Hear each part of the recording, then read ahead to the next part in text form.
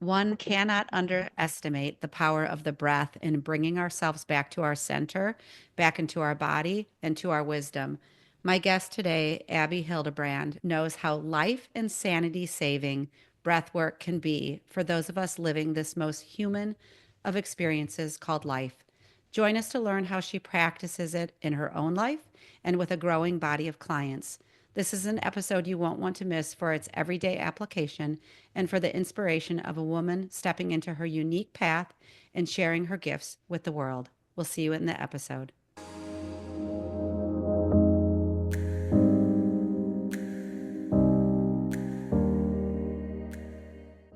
Welcome back to Mystical Sisterhood. I'm your host, Maureen Spielman. Let's dive into today's episode. I've got Abby Hildebrand here. She's a dedicated, trauma informed breathwork facilitator with a profound mission to empower leaders and caregivers to embrace the art of slowing down, enabling them to show up more fully in their lives. Using trauma informed practices, she works with individuals and teams to reclaim their emotional and physical health through collaborative and individualized coaching, workshops, and corporate group classes. Through her work, she offers a sanctuary for self discovery, personal growth, and well being, where every breath becomes a step towards a more vibrant, fulfilling life. So that's such a beautiful intro and description of your work, Abby. I just want Mm. to first and foremost welcome you to Mystical Sisterhood today. Thank you so much for having me. Oh, I'm Mhm. full up being here. Yes, I know. It's always a really expansive process to just set those intentions before we begin. Abby and I met through Sophie Sheesh, and I had interviewed Soph and Katie Hendricks in the middle of last year, I feel like. And then Okay. Soph had said, "Hey, Maureen, I think Abby would be a great guest for the show," which I always love.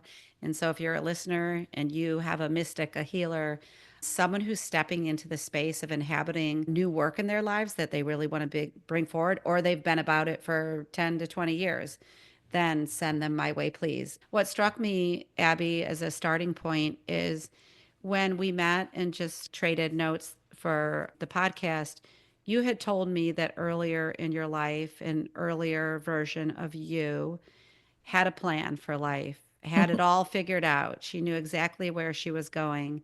Can you tell us about that young woman and Yeah, what happened on her path? sure. Yeah, I think my story is probably not so unfamiliar to many. At 4, I think my father suggested I could be a doctor, and I locked that deep in my heart, and I strove for that vision for decades, just over a decade and a half, until I was in my final year of high school, and things were starting to shift a little bit. I was becoming a little bit more aware that do I even want to be a doctor? I had this vision and I had not even looked outside of the vision. It hadn't occurred to me to look outside of the vision because it felt really clear. I was going to go to Johns Hopkins University. I was going to start my own clinic. I was going to get married and I was going to pop out 3 babies, easy peasy. And then, yeah, it all changed. And in a heartbeat, literally, I made a choice not to go to university for science or medicine. I followed an invitation to go to a performing arts school while I, quote unquote, figured out how to Yeah. shape this new life that I was just putting one foot in front of the other on. And I was a hyper planner, as Mhm. it sounds. I was your stereotypical type A, had a path, had a plan, needed a checklist. And so that was probably the first kind of jar in my reality that I could make a choice, that I didn't have to follow a script, that I could just tune in to my own curiosity and my own heart and hear what's on the other side of that. Yeah. So you were young when you started to have your first wake up to, wait a minute, the path I was on might not be mine. Yeah, Yeah. yeah. So I was 18 and it was like a minimal shedding, I would say. It was Yeah. the surface layer because then I followed that path in college of, okay, I'm going to performing arts school. I guess I'm a performer. I guess I'm an actress now. And then got into a place where I wasn't loving the shape of my life. I really wasn't loving the way I felt when I woke up in the morning. I wasn't loving how it felt to go to bed at night. And so again, followed an invitation from a friend who could see that I was not in myself to go into the woods, to go up to northern BC and work at this very remote fishing lodge, which is unlike anything I'd ever done, but not Yeah. so dissimilar from where I grew up. And he said, I think you need to just go be with trees and be with the fishes and the whales and the eagles. And I was like, yeah, I feel the rest of the world blurring out as you say that. So I'm gonna just figure out how to quit all these other pieces in my life that aren't working. And I went and did that. And so again, it was just shedding this other layer of, okay, when I take a leap of faith, truly Mhm. faith, and letting my wings be wet as I try to fly, I can land on the other side of something and it can be beautiful if I choose for it to be beautiful. So that was another Amazing. Yeah. Yeah, unlayering. and then the watching of where the invitations come from. Oh, Abby, I think this would be good for you. You could have disregarded it. You could have gone the other way. I think that's the cool thing about our lives is that these shifts, they just open up new portals and potentials. And Yeah, we'll never know what would have happened if you would have stayed put or, but yeah. how beautiful. Now, did you tell me that you're originally from Canada or I'm you? actually originally from Idaho, a very small town in Idaho. We moved Mhm. to Canada when I was about 10. Okay. My mom moved here upon her heart's calling. She remarried this wonderful British man who is my dad, truly. And he had this property up in Powell River, which, if you've ever been to Powell River in BC, there's some kind of magic about it. I'll often, across the world, have met people in Italy and Spain and Greece who have some kind of tie-in to this town. Mhm. So there is something special Mhm. and magical about this place. But yeah, I'm actually originally from the States and now a Canadian citizen.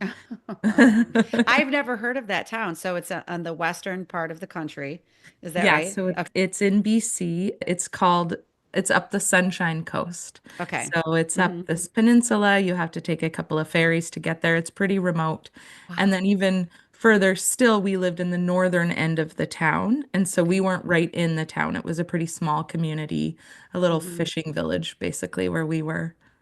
I think that's amazing though, because you always hear, even in the practices of spirituality and tapping into our intuition and connecting with ourselves, that the practice of being in nature it can be very significant for people. I know for myself, I've lived for a long time between Chicago, a few years in New York. We're outside the city now, but I live in very city-like areas. And I was just talking to my husband about it the other day. I think that's one thing we crave Mm, is the beauty of nature. And mhm, Jay, who I interviewed earlier today, who's going to be airing right around the time you do, was saying that nature's are one of our biggest teachers. Everything we need to know lies in nature. Do you find that mhm. to be true as well? Oh, we are nature. Absolutely. I think to think of ourselves as separate from, I think maybe because I grew up in it, I was able to take it for granted that it was Mhm. just part of who we are, that we are an animal of nature. We're made up of the same cells. We're all part of this mycelium network and have these deeper roots to all of it. So no wonder when we plant our feet in the earth, there's something rejuvenating and restorative about it, of course, because the Yeah. soil has gifts for us if we're willing to receive them, if we're open to curiosity. And trees literally give us life, they give us Hmm. Hmm. our oxygen. So, yes, of course. So I love that. So that was part, I'm like, you're just forming this picture for us of like how you grew up, where you grew up, what sort of ensued. And so you finished that time when you took that sort of sabbatical in a way. And then did you stay in the area or what happened to you next? Yeah, so then I moved back to the city where I was so miserable before, Huh. but with a whole new perspective. When I left to go work up in Haida Gwaii at this fishing village, I thought Vancouver, where I live now, was full of grumpy, busy, very productive people. I've only spent a week in New York here and there, but it felt like Vancouver really wanted to be as important as New York. And so I had this judgment that was definitely coloring my experience of living in the city. And when I came back, I remember going into a coffee shop and smiling at someone and they smiled back. And I thought, wow, Mm. I wonder if these smiles have been here the whole time.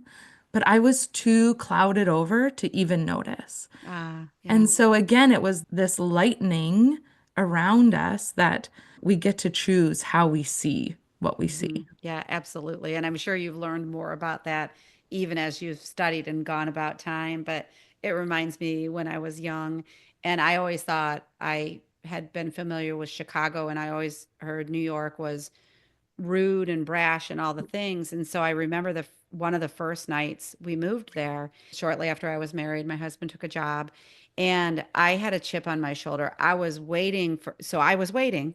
It talk about like Mm, expectations for the rudeness. And I remember it was a teeny tiny store, like a home goods store, and someone bumped into me and I was like, "Oh, why are they I knew bumping?" it. They didn't, but they didn't mean anything. And I ended up working at a hospital system in an outpatient clinic, and everyone was so friendly. It defied any expectation that other people had set up for me. So, right there, that's something that we have to be careful about is if that could have been someone else's experience. Yeah. Good for them, but what's yours experience? And do you want to, when there'll be someone and someone will say, like, well, I don't like them. And you're like, well, I kind of like them. And I think you just use that word cloud, but like separate Yeah. yourself from what others are saying. And what do you think? Yeah. What do I actually feel? What do I actually feel? Mhm. Because we're receiving so much information every second, every millisecond, right? It's something like, I don't know, 128 kilobytes of information a millisecond or something insane. And so that's a lot of data for our body, our brain, our mind to process, right? Yeah. So, of course, we have this kind of default setting to accept that as truth and let it categorize something for us because Mhm. it's less effortful than tuning in and noticing, okay, what do I actually feel? Is that a story that I've heard? Is that Yeah. somebody else's story that they've projected onto me? And so we get all these choice points in our day where we can choose to take that information, file it into the yes category, or put it into the thanks but no thanks trash Hmm. bin, Hmm. right? Yeah. And you get to say that.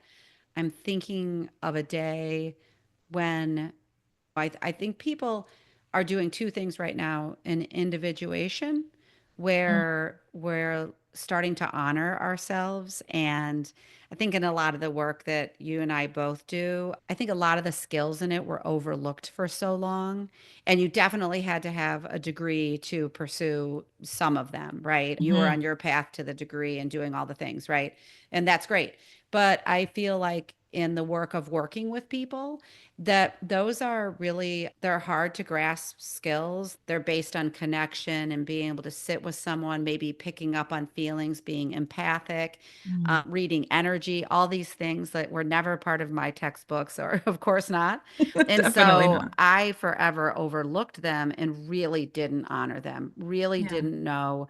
When people would used to ask that question, what can you do that comes so easily to you that no one else can really do? And not that no one else can do it, but I'd be like, that doesn't matter because maybe it's that people feel like I'm a safe space, or maybe I listen well, or provide reflection, or I'm a soft place to land.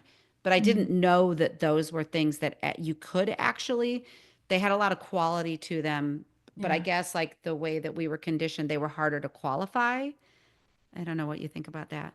Yeah, absolutely. I definitely grew up in a system that valued brain intelligence over body intelligence. Yeah. And that was my focus for sure. It was like, I'm going to study all the books. I was purchasing textbooks with my allowance when I was 6 years old from the thrift store, neurology textbooks and physiology textbooks, because I was like, if I know all of the things, if I have Yep. all the data and collect all the facts, I will be smart enough to do something with it. And what I didn't understand is that's all well and good. Information is amazing, but without using it, it means nothing. Hmm. And we use it in conversation and connection in these dialogues, right? More than one person talking. It has to be a conversation and reciprocity. I receive from you and you receive from me. And that's how we ultimately learn and expand. Oh, yeah, definitely. When you look back on that, the 6-year-old version of yourself, do you see parts of that where maybe part of your true essence was coming through, like a curiosity, Oh, and yeah. then other parts that were fitting in or being something because that was what worked for the people around you or how you were being brought up? Do you think it's a little bit of both and? I think it's both and for sure. I think Hmm. there's different colors of it, right? Where intelligence was really highly regarded in I'm from a split family household, and so in one of my households, intelligence was the most valuable asset and it was tested daily. And so I used the curious color crayon that I had of my toolbox to develop that intelligence. And as a result, I think like you were talking about downplaying those natural gifts you have, I downplayed my own curiosity because I was like, oh, curiosity is not as important as knowledge. But I didn't link that to get knowledge, we have to be curious, Right. right? And so I downplayed any sort of skill I might have in the curiosity color. Hmm. And when I started working with clients, I was like, I know I got to study more so I can improve my curiosity skill. Yeah. So I think it is both and. I think we have these parts of ourselves that are naturally there, and then maybe they bloom in Mhm. certain environments to a positive effect or maybe to our detriment. It's sort of Right. situational. I know. And what's coming up is that ability to know when you have enough, to relax into your own being, which I'm sure is Mm. part of what you teach, right?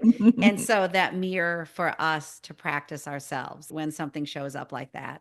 Yeah. I think you told me when we met too how you started to become interested in breath work and how breathing and paying attention to it could benefit you. And was there stresses in your life at the time that you sought out this new sort of line of curiosity? Yeah, this is so I had my first child and only child December 2019, Christmas Day 2019.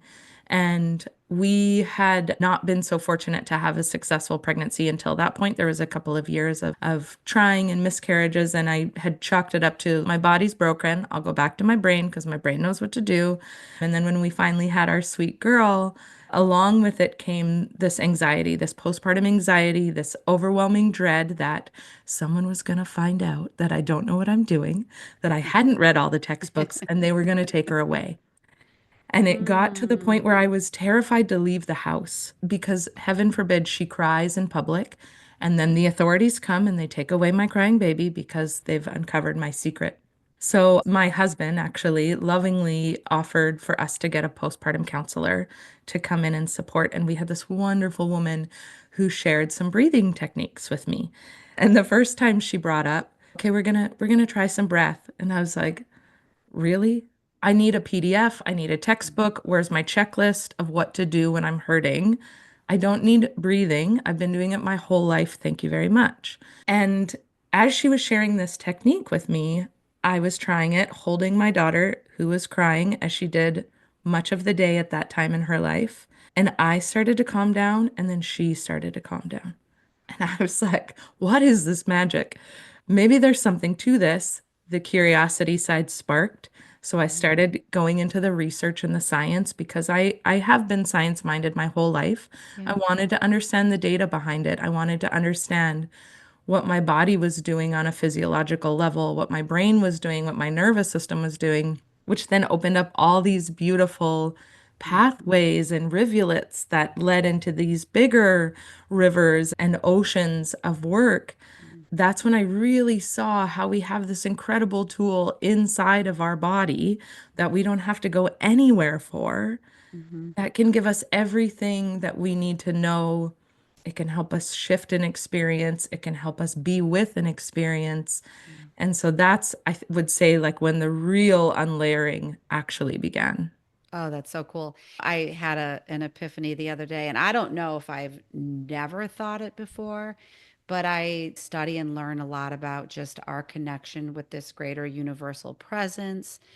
And I've read it called even the particles that we're breathing in. I think it's called like adamantine and Mm. it's like filled with love is what I've read. But then yesterday I was in a yoga class and I went in a very peaceful place. I think that January kind of put me into the spin cycle of the washing machine. And Hmm. so February is allowing me to come out and shake off a little bit, but I felt calm. And then I was breathing and I realized maybe I've realized it 10 times before, but it felt like the first time of realizing that oneness with the universe is actually proven by the fact that we breathe in the universe. Hmm. We're just Yeah. how could we be separate if our life depends on it? Yeah. I exactly. Oh, that is so beautifully phrased. And the image of that, of just this interconnection and circulation, and again, that reciprocity and symbiosis of how we give to each other and receive. And there's this fractum of people who might feel like, oh, any sort of quote unquote self-care practice is selfish. And I certainly heard those stories growing up, like taking time to yourself when you could be giving to your community, Mm-hmm. although said in love, told me, okay, don't make time for yourself, then don't make time to pause and breathe because Mm-hmm. there is more work to be done. But if I am you and you are me, then isn't taking a pause for me to recalibrate Mm-hmm. also offering space for you to recalibrate? That's a beautiful message for the collective and that raising of collective consciousness. I was going to tell you, Abby, when you were just saying the part about you tapping into your breathing and then your child, I saw a reel on Instagram, I think, and it was a mother sitting with their child facing outward on their lap, and a body worker was working on the Mm. woman's like neck and shoulders, and the woman's head would turn to the right, let's say, and it was easing of, and all of a sudden the baby was not even looking at the mother, she was just on the lap. Mm. And because she was in the energetic space and the resonance of the mother, the baby's head started to veer towards the right. It was the coolest. It reminds me Ah, of what you're saying. It was like, yeah. what? Am I seeing what I think I'm seeing? Yeah. Hmm. Yeah, it was so profound to me that, of course, anything I was feeling, my daughter would amplify times a million because she was connected to my body most of the time, but also Yes. we were of the same cells, Uh-huh. right? And of course, she feels what I feel. And then beyond that, there's so much research out there about the energetic field, the electrical magnetic field that our heart produces as it beats, right? And that it Hmm. radiates up to 3 feet and beyond outside of our body. So again, if I'm feeling something, that is going to affect the energy that's literally leaving my body and translating into Cool. her energetic system. And Hmm. so then she feels those waves, and her little body is going, oh man, I don't know what to do with this. Yeah. So So, we're just way more sensitive beings than we've ever given ourselves credit for, but yeah. understanding that is a really important part. And I feel like right now it's a really cool time. I've been doing the podcast for 2 years and I'm studying it with a teacher a little bit myself, but I think people are really starting to be in their bodies more than Mm. ever. I think that there are lots of practitioners coming forward with tools to help us be in our bodies, and the work is beginning, and that's really exciting. Oh my gosh. Yeah, Hmm. when you look at the body's systems too, and how information travels through our body, and we really think about 80% of the information comes up from our body into our brain, and yet we're relying on this small part of us in our brain to make 100% of the calls. The math doesn't add up, right? So, I yes, know. body Hmm. wisdom Hmm. all day. Right. Yeah, it's so beautiful. Now, do you have certain populations you like to work with? Or are you across a big span of ages? Because it seems like that kind of pre in utero is an important age, in utero for parents to be mothering, but then could be Mhm. just adults too. Yeah, I think every body, what I love about the breath is that we all have it, we all use it, we all get to learn more about it. And so, of course, every body deserves to have more information about it and to Mhm. have the sovereign ability to choose how they utilize it within themselves. The people I work with tend to be more high performance, impact driven leaders who don't always give themselves time to pause, and they need a little bit of accountability to just slow it down.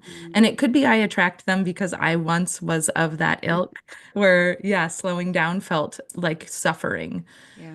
I also do work a lot with parents, with caregivers. I've worked with my own daughter. We work through a lot of breath practices, and she has taught me so much about how she likes to be cued. And she's only 5, but telling her and just telling anybody, oh, just calm down, just breathe.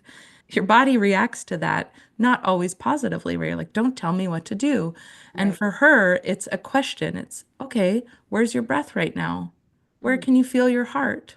hmm. What do you hear inside your body when you close your eyes? If we can ask these kinds of questions to our littles, it just helps them to get curious about that body wisdom piece as well. Yeah, those are great questions. They're already like our little teachers, the little wisdom keepers, but they're going to become even more so with Yeah. just what's coming out and emerging. And that work that you're talking about doing with the people who are possibly stressed out and people who get a lot done, they're great people to be working with because I think just one of the things I've studied is conscious parenting.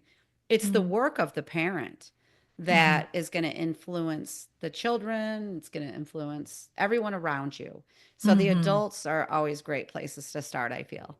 Yeah, the ripple Hmm. effect of that, I see. This is why I love working with teams too, is for them to see how that ripples out across their network too, and Right. going home and telling their partners and their children about it has just really been a significant, unexpected piece of it for me to really see Hmm. that ripple through. Yeah, I know too, Abby, your training's been with trauma informed. And I was wondering, how does it show up if you're working with people and they don't necessarily identify as that? Because again, new language coming out, right? Hmm. We cannot take for granted that it's a global language, it's a universal language yet. But even if there's a person listening, what kind of things show up for a person? And I know that there can be big Mm. trauma and there can be what's called little t trauma, but so there's a big span, right? But what might we see with people? I can think of one that I'm familiar with, which is, and I don't know, I'm not just saying this is just with people who have experienced trauma, but just that holding and almost like seizing of the breath. Mm. But like, are there different kind of markers that we can know? Oh my gosh, something's happening within my body. Something's happening within my nervous system Hmm. that is here for me to heal and get to know my body Yeah, more be with. intimately. Hmm. Yeah. Hmm. Okay, this is such a beautiful question and it's really a wide question, so I want to make sure that I'm getting to the core of it here. So, yeah, I think what I'm looking for in a session with people is where is the resistance for them? I really love to work with the focus of nervous system safety. And so, what that looks like for me is we're titrating an experience. We're just doing little sips at a time to just expand this window of tolerance. Because even doing something like consciously choosing to bring our breath into our belly, if you're someone who has always breathed in your chest, Hmm. that alone is a lot to shake the nervous system, is to just bring it down a little bit. So we just move slow, which again, for those people who are used to accomplishing a lot and crossing a lot off their list, Yeah. can feel not fast enough, right? And so there's stuff to examine in there. If you feel like you're rushing the process, can you just notice and get curious with yourself? What is the rush? Where am I going? What might it feel like to just drop my shoulders down a little bit? Right? So it's the curiosity piece, the moving slow, maybe slower than you want to, Yeah. Hmm. slower than you think is necessary, but slow is good, right? You think about water dripping on stone over time, Yeah. still creates these beautiful grooves and paths.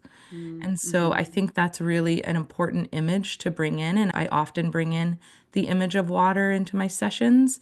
And the other piece I heard you talk about is maybe our stress responses and what those can, how they can manifest in the body. You might have something like a freeze response where you feel locked into your body, you're a bit frozen.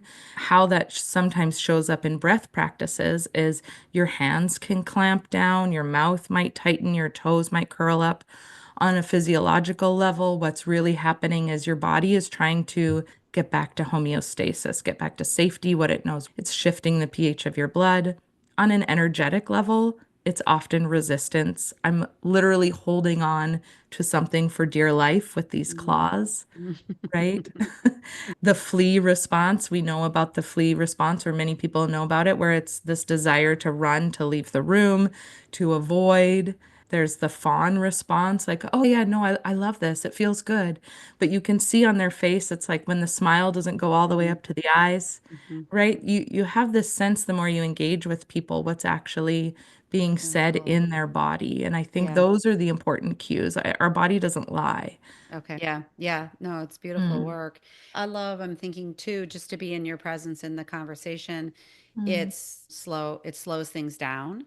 And that's mm. such a gift. And I can see where people are like, oh, we got to do it faster. And it takes practice. It really does. But Yeah. then I think that I was saying in my other interview today, it's that we can begin to find that calm centered place within us that even with surrounding like chaos or drama, you can Hmm. just sit and anchor, go to the Hmm. side. I mean, you could do it in a group full of people, Yeah. really. Yeah, I think that's really important to notice is like when is my brain moving faster than my body? When is my body moving faster than my brain? All of these pieces. And I love to offer to my clients, we in our first session, we often create a token for them. And so what is the thought that comes up that can be a reminder to your brain, to your body, oh, I'm moving too fast. This is opportunity to slow down. So for Mm, me, it's when I hear, oh, I don't have time for this. mm, As soon as mm-hmm. I hear that statement, I'm like, oh, okay, I'm moving too fast. Yeah. I get to Mm-hmm. slow down. That's the Mm-hmm. invitation to slow down.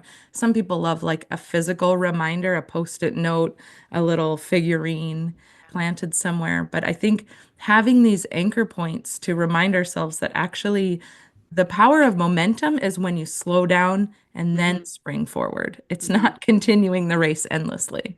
Yeah, because in your example of that there's not enough time, when we were talking about the thing about like that the air we breathe is just this universal oneness energy, that I had heard, I think it was from my teacher Susie, that there's enough for everyone. And that if nature is our mirror, if the outside, Mm, if that is our mirror, then we do have this abundance. And yet we find that conditioned part of ourselves, there's not enough. And I think I was doing it right before I sat down to do some work because I'm trying to like retrain myself the way I think about it. And mm, it's okay if I sit down and make a to-do list, but knowing that there's more than enough time, that I'm, even if I'm alone physically, there's a presence there to help me complete what I need to complete. All is well, all will get done. It is these kind of drop ins, but I like what you're saying about what's that phrase you use? What's that marker or token that like tips you off? Like, I need to take a breath here. I need to center myself, become aligned. yeah. Yeah. Yeah. And that you always have time to pause and breathe. The thing is not going to get done that much faster if you're spinning out about it, Mm-hmm. right? In Mm-hmm. fact, it's going to take longer. And my mentor, Soph, who you had on the podcast with Katie Hendricks, she talks about this in a really beautiful way about how there's always time to do what matters to you. And Mm-hmm. it's about really identifying that in your body.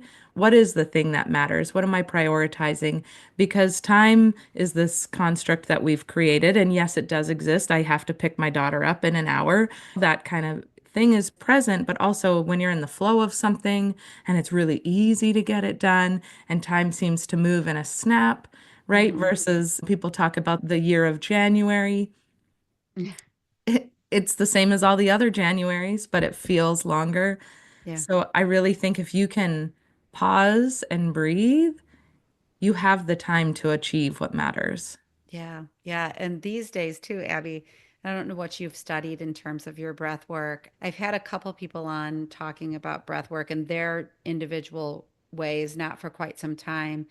And then I took part in a ceremony that was more of the rapid breathing. Hmm. And where, like what you're talking about, there was the physiological, like lobster claw hands response. Mm, And that was intense. But that was a great emotional release type of breath work. But yeah. what kind do you prefer to do? Or do you like mix a few different kinds?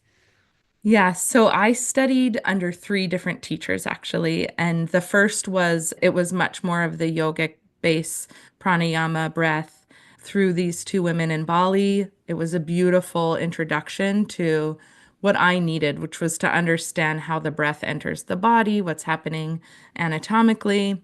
Mm, And then I studied with Samantha Skelly, who she's based out of LA through her program, which was the trauma informed component. And that was really wonderful because it was a conscious connected breath work. So we're consciously connecting mm-hmm. inhales to exhales. We're moving it just in a little bit more intentional way. And she has a few different patterns that she uses. And then this last, my current mentor is this woman, Loretta Cella, and she runs the Heart Breath Institute. And she really speaks to the marrying of the science and the energetics, the science and the spirit of the breath. And so through all of those, I'm able to offer different tools to my Yeah. clients, different patterns of breath, depending on really what is necessary. I love those types of classes that you just spoke about, where it is that big energetic release. I don't always need them Mm-hmm. personally Mm-hmm. because going fast is not my problem. Yeah. Going slow is my opportunity. And so Mm-hmm. that's where I really find the invitation lies for the people who find my work Yeah. is they need those reminders to slow down, to practice the being with, and to Mm-hmm. hearing what's going on inside their body. So beautiful. And Mhm. for you too, Abby, you said when your daughter was born, so you are with a peer group of parents and their children who have come through the pandemic.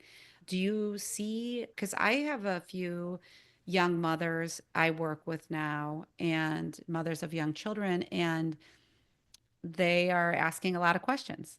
So Mm. I'm wondering if one thing that's coming out for a lot of people, and especially parents of young children, is like, is there more for me to know with regard to any ways of raising my kids that's gonna help them? Oh my gosh, yeah. There's so much to this too. So when I had my daughter, my mom talked to me about the good enough parent, that you just had to be good enough. I think it was 60% of the time was Okay. good enough, and your child would really get what they needed. And she also spoke to me a lot about this integrity piece that if you're asking the question, am I a good enough parent? Then you are a good enough parent because you're Mm-hmm. considering what it means for them. But I do feel excited about this generation, my daughter's age. Of course, what an incredible scenario for them to go through this pandemic. And through that pandemic, there was so much awakening on an adult level, right? That knowledge gets dispersed and disseminated down to our littles. But I see my daughter who can, at 5, voice her needs in a way that can be heard. So she's not having a tantrum. Does she have big emotional outbursts? Absolutely. But the other day, for example, she was upset about something and I was trying to solutionize. I like to provide solutions.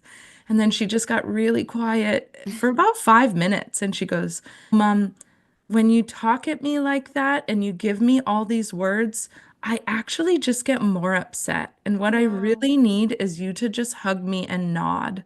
yeah. And I my heart, yeah. I It's was like, everything. It's yeah, everything. like Yes. at 41, I don't think I could say what I need in those moments. Oh, yes. So, what a gift that we have children who are hearing us use this language, who are seeing us do the work and do the research Mm-hmm. and have the conversations because I think we do the best we can with what we have. And I know our parents did, and I know their parents did. And there is a lot for me to be grateful for in the way that I was raised and the way my parents were raised. I can really hold a lot of love and appreciation, even though it wasn't always pretty and Mm-hmm. it's not left me necessarily with pieces that I love every single day. I get Yeah. to work to love them, but I do still have appreciation that I genuinely believe we're all doing the best with what we have.